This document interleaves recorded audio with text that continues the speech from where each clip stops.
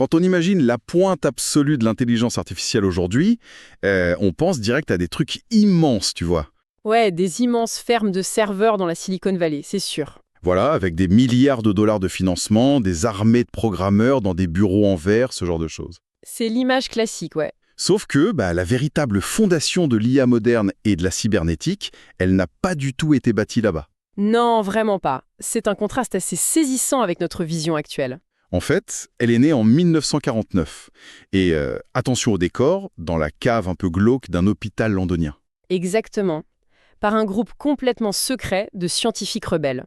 Des mecs qui buvaient de la bière et qui, c'est ça le plus fou, interdisaient formellement l'entrée à tout professeur. C'est ça. Notre exploration en profondeur aujourd'hui se base sur une source historique fascinante.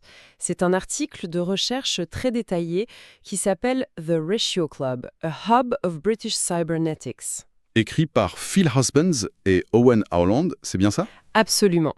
Et la mission de cette exploration, c'est de comprendre comment cette espèce de rassemblement clandestin a littéralement posé les rails de notre époque technologique. D'accord, décortiquons tout ça. Parce que quand j'ai parcouru les documents, j'ai eu l'impression de lire l'histoire du premier groupe de punk rock de la science. Le punk rock de la science, j'aime bien l'idée. Bah oui, c'était totalement underground, viscéralement anti-establishment, intellectuellement hyper bruyant, tu vois? Ouais. Et ça a changé la musique, enfin la science, pour toujours. Carrément. Mais avant de parler de leur réunion secrète, il y a un terme qui revient sans arrêt dans la source. Faut qu'on le clarifie tout de suite. La cybernétique. Voilà. Qu'est-ce que c'est concrètement, la cybernétique, avant que ce mot soit totalement récupéré par les films de science-fiction, quoi? En gros, la définition originale, c'est l'étude des mécanismes de contrôle et de communication. Et ça vaut aussi bien chez l'animal que dans la machine. Donc on mélange le vivant et le mécanique. C'est ça. Et le concept central là-dedans, c'est la boucle de rétroaction, le fameux feedback. Ok. Est-ce que tu as un exemple simple pour qu'on visualise bien? Prends un simple thermostat, tu vois, il mesure la température de la pièce, il la compare à l'objectif qu'on lui a fixé, et il allume ou éteint le chauffage pour corriger l'écart. D'accord, il s'autocorrige. Exactement. Et les pionniers de la cybernétique ont réalisé que ce principe d'autocorrection, il s'applique absolument partout. Genre d'une machine à vapeur jusqu'au système nerveux humain. Absolument. Quand tu ajustes le mouvement de ta main pour attraper un verre d'eau, c'est une boucle de rétroaction. C'est hyper logique en fait. C'est un peu le chaînon manquant entre la biologie et l'ingénierie. Complètement. Mais du coup, pour comprendre pourquoi ces cerveaux brillants ont ressenti le besoin de se cacher dans un sous-sol en 49, faut remonter un peu le temps. Ouais, faut revenir au cataclysme qui les a forcés à mélanger ces disciplines à la base. La Seconde Guerre mondiale. Une vraie cocotte-minute, cette guerre. C'est le mot.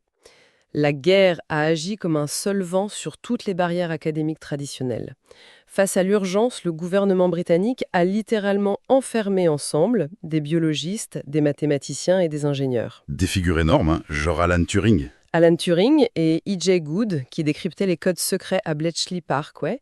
Pendant ce temps, des gens comme Philip Woodward et John Westcott développaient des radars au TRE. Le Telecommunications Research Establishment. Et c'est dans ce chaos que la magie opère, en fait.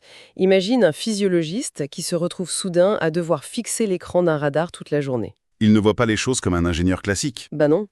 Avec sa formation en biologie, il regarde ce tube cathodique plein de fritures et il y voit un organe sensoriel artificiel. C'est ça. Il se demande comment l'opérateur humain arrive à extraire un signal utile de tout ce bruit de fond. C'est une pollinisation croisée, totalement forcée, mais brillante. Mais au milieu de toute cette ébullition, les sources parlent d'un mec en particulier, un psychologue de Cambridge, Kenneth Craig. Ah, Craig, c'est le génie fantôme du Ratio Club. Il n'a jamais pu assister à une seule de leurs réunions. Pourtant, il a publié un tout petit livre en 1943, The Nature of Explanation. C'est un texte fondateur. Ce qui est fascinant ici, c'est l'idée vertigineuse qu'il a postulée dans ce livre. Il affirmait que le cerveau n'est pas juste un récepteur passif qui encaisse des stimuli. D'accord, c'est quoi alors? C'est un simulateur. Le cerveau construit en permanence des modèles réduits de la réalité pour tester des hypothèses et prédire ce qui va se passer. Un modèle prédictif de la réalité. Mais attends, c'est exactement ce qu'on fait avec les réseaux de neurones d'IA aujourd'hui, non? Absolument. Il théorisait l'IA des décennies avant que le terme soit inventé. Mais l'histoire de Craig, elle est terrible. Ouais, une vraie tragédie, hein. Il est mort renversé par une voiture alors qu'il était à vélo. Il avait seulement 31 ans. Et le pire, c'est que c'est arrivé le tout dernier jour de la guerre en Europe. Oui, survivre à tout ce chaos pour mourir au moment même de la paix, c'est affreux. Et ça a marqué tous ces scientifiques. Carrément. John Bates, le neurologue qui va fonder le Ratio Club, ça l'a détruit. Dans ses notes d'introduction pour la toute première réunion, il écrit « pas de Craig ». Et il le souligne 3 fois. 3 fois, oui. C'est une vraie lamentation. Ils savaient qu'ils étaient amputés de leur esprit le plus visionnaire. Mais tu sais, en lisant ça, je me suis posé une question. La cybernétique, on m'a toujours dit que c'était une invention purement américaine.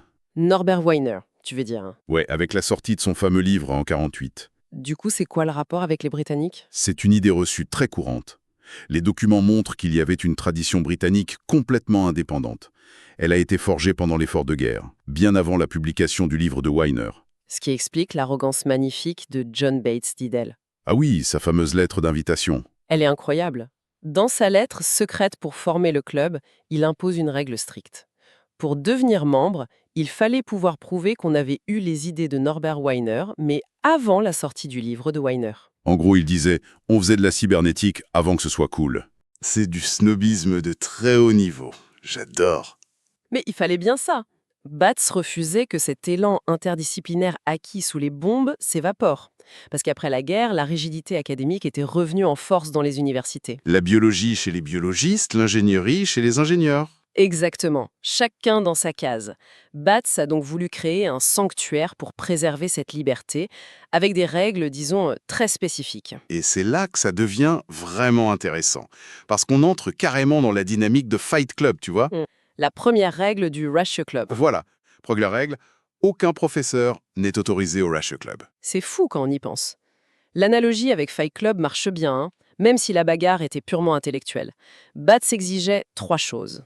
Lesquels? Être exceptionnellement brillant, évidemment. Apporter de la valeur au débat, ce qu'ils appelaient la good value. Et surtout la règle d'or, ne pas détenir le titre de professeur. Et si un membre de la cave était soudainement promu prof? Il devait démissionner du club sur le champ. Viré. Faut raconter cette anecdote dingue avec Dea Scholl. C'était un expert en anatomie neuronale, c'est ça? C'est ça. On lui avait proposé d'inviter son propre patron, l'éminent professeur Jesse Yang, à une réunion. Et le mec refuse catégoriquement. Il dit non à son boss. Il écrit à Bates en disant que si son patron est dans la pièce, il va être sur la défensive. Ça détruirait totalement l'atmosphère informelle. Il a bloqué la route à son supérieur hiérarchique juste pour protéger la liberté de parole de son petit groupe. C'est culotté. Mais c'est fondamental pour comprendre leur méthode. La présence d'un statut académique, ça fige la pensée. Les gens cherchent à plaire, à protéger leur ego, leurs subventions. Alors que là, dans ce sous-sol de l'hôpital national pour les maladies nerveuses, le but c'était de démolir ces conventions. On critiquait les idées sans pitié, peu importe qui parlait. Absolument. D'ailleurs, même le nom du club montre ce mépris pour les conventions formelles. C'est Donald Mackay et Albert Huxley qui ont proposé le nom Ratio. Ratio, comme la proportion mathématique? Alors justement, ça vient du latin pour le calcul ou la faculté de raisonner.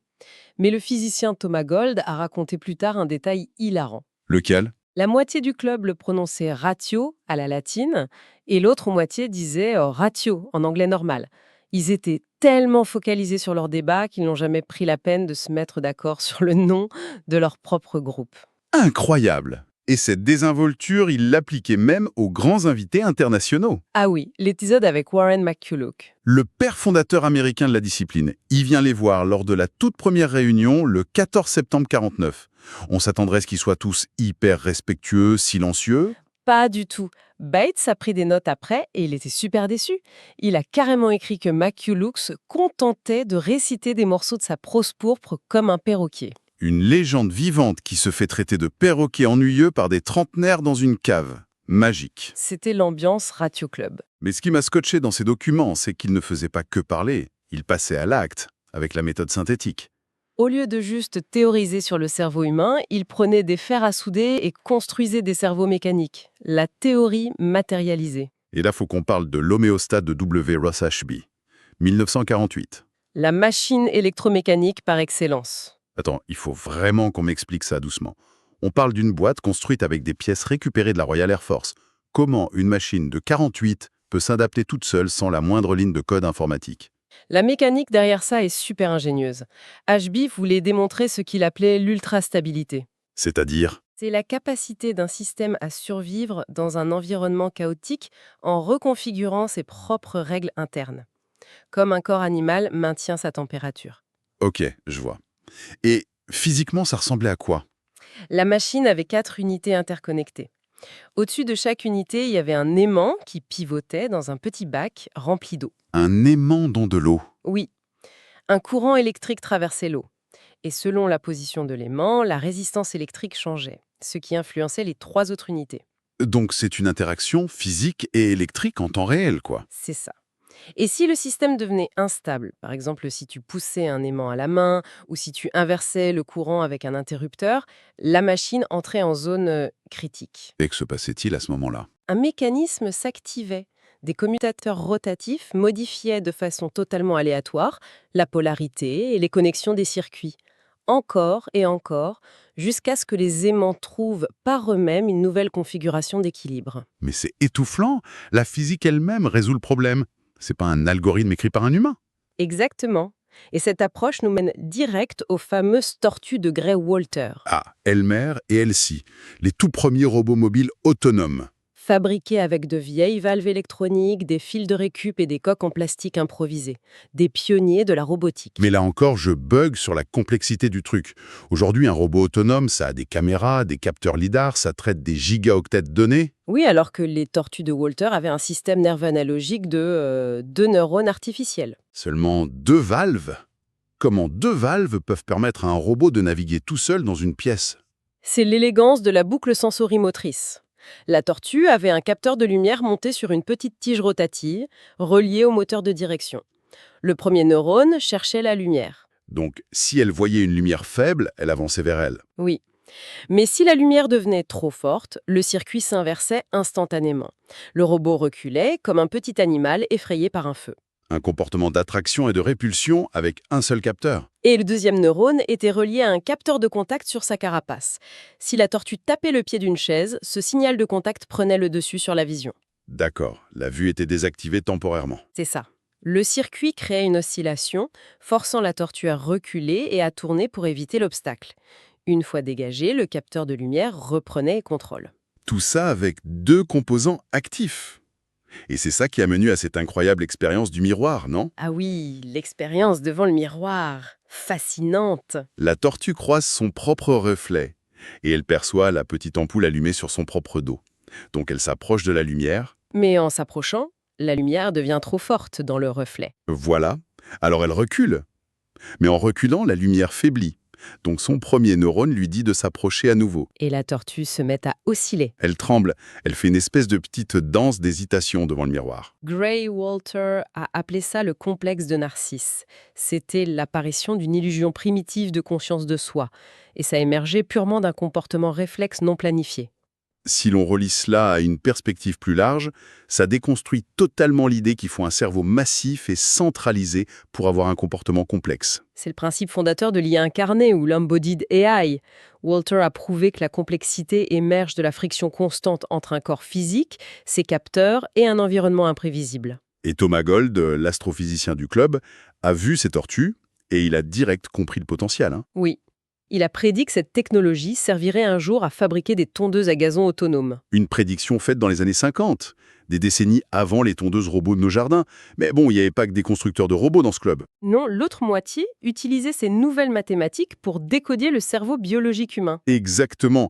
Et c'est là que la théorie de l'information entre dans la danse. La fameuse théorie de Claude Shannon, inventée aux États-Unis pour les câbles téléphoniques. C'est Philip Woodward, un spécialiste des radars du Ratio Club, qui a traduit ces concepts pour les biologistes du groupe. Exposer des médecins physiologistes à des mathématiques pures de télécommunication, c'est super audacieux. Mais ça a marché, surtout pour Horace Barlow, qui étudiait la rétine de la grenouille. Alors, lui, son idée est géniale. Barlow s'est emparé de ces maths pour formuler l'hypothèse de la réduction de la redondance.